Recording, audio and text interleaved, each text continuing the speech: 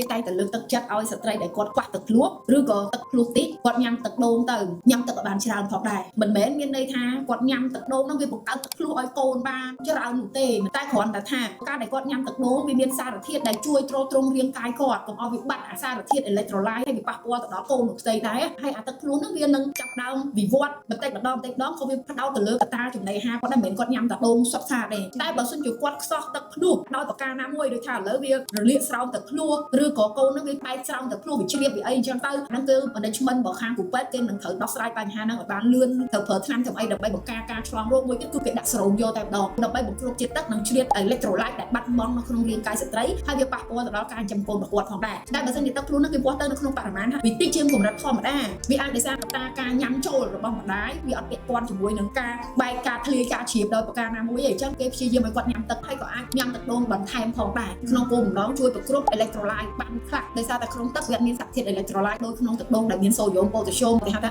អាស៊ីតអាមីណូអីផ្សេងៗដែលមាននៅក្នុងទឹកដូងហ្នឹងទេអញ្ចឹងបើគាត់កំពុងតែលើសទឹកភ្លក្សវាមិនមែនទាំងស្រុងថាគាត់ញ៉ាំដូងហ្នឹងទៅគាត់ទៅលើសឡើងទេវាមិនមានការបញ្ជាក់ណាមួយច្បាស់លាស់គ្រាន់តែថាការលើសទឹកភ្លក្សទៅពេទ្យនឹងឲ្យយោបល់ផ្សេងៗនោះហើយការលើសទឹកភ្លក្សមួយចំនួនវាលើសជាងកម្រិតធម្មតាបើគិតទៅក៏វាមិនមានហានិភ័យអីធ្ងន់ធ្ងរដល់កូនអាហ្នឹងគឺពេទ្យគ្រាន់តែប្រាប់ហើយត្រូវតាមដានយ៉ាងម៉េចចឹងណាចា